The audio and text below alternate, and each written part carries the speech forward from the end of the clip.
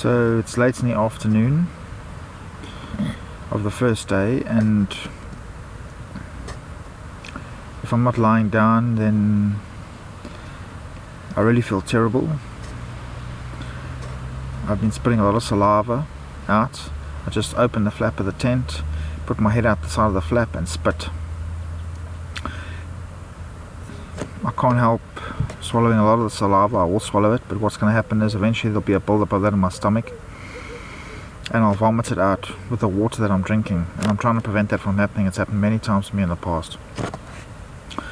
It throws a spin on the whole story, and sometimes it stops you from doing this because it becomes so unpleasant. I've got a heavy headache at the back of my head, moving down into my neck, the top of my spine, my neck, but mainly in the back of my head. My whole head actually is just one big headache at the moment. The only way I managed to get this right is to go and have a hot shower. Fortunately, 10 meters from hot showers behind me. Just get out the tank and go to the hot shower. Have a hot shower. Without the hot shower, this would be a lot more difficult. And what the hot shower does, it breaks the momentum of the irritation in your body for 10 to 15 minutes and gives you a bit of relief, while eventually your body turns back to that state of irritation of dispelling the toxins over the course of, say, 30 minutes to an hour after the shower. So that's where we are at the moment. Just a thought for you guys. What is an organism? I know we tend to think like an organism is a plant or a fish or a guppy or a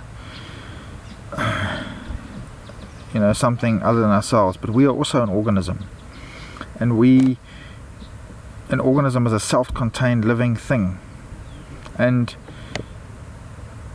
an organism generally has a homeostasis.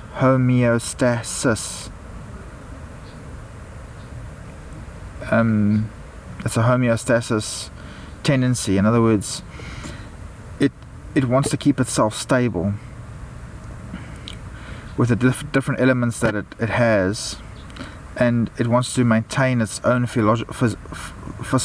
physiological process. That's what it wants to do. That's what an organism wants to do normally, and that's what we are. We are organisms, and we are homeostasis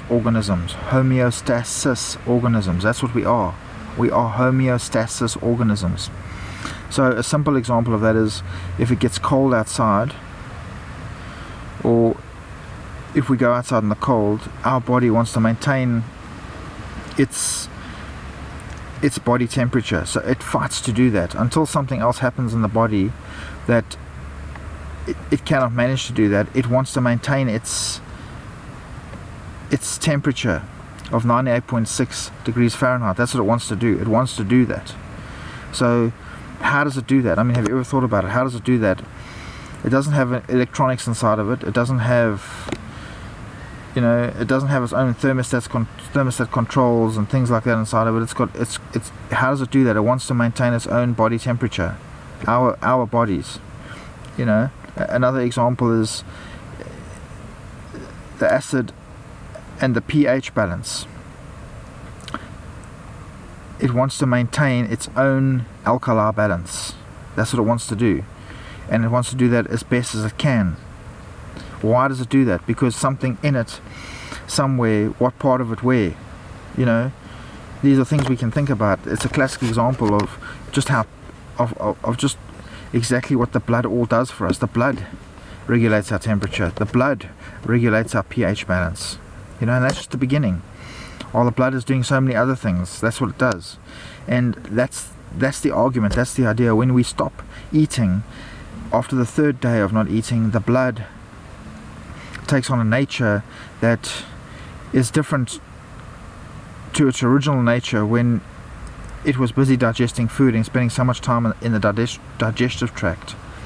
So that's the speech about the blood. That's what I'm trying to get through to you people.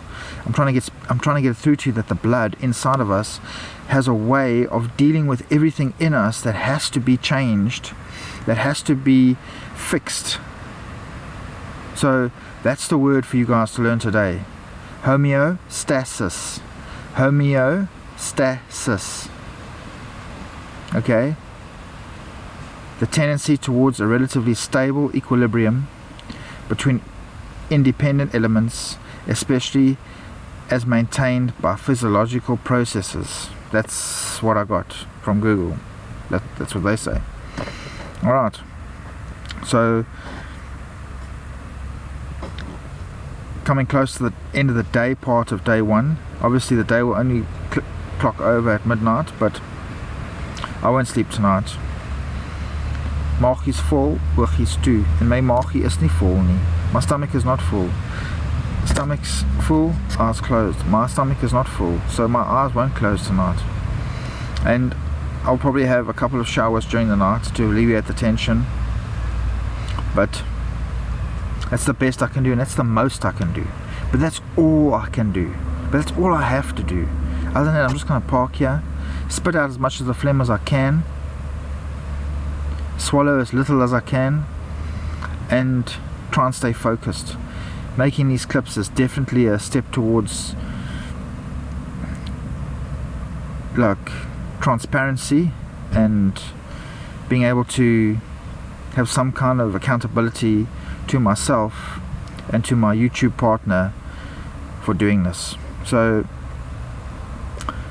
it's going to be a bit of a lousy night because I'm not going to sleep.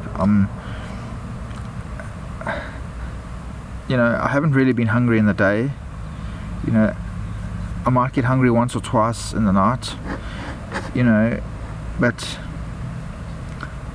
generally when you put your mind to it and you set your mind to it and you have the right mindset set out from the beginning, then it's easier to do this, and then you tend to not be hungry from the beginning, but the hunger will come. There will be a stage where you do get hungry, and that's when you hit the water hard and hit the shower hard. Okay, there were a couple of other points. I've taken a piece of toilet paper and I've rolled it up and put it in my crack there by my bum, because maybe I fart, maybe it's a wet one, and then if it's a wet one and it's really wet, then it's really wet and it goes through and it's dismal. So just in case, just for unforeseens, I've done that. Also, you start becoming a bit more aware of the temperature, especially if it's cooler. Like I become susceptible to the cold, so it's cooler, it's becoming cooler to me. Not that it's cooler outside, but the temperature is becoming cooler anyway because I haven't eaten. And now one of the things that you start feeling and starts affecting you is the temperature of the air. So yeah, we'll carry on as we go along.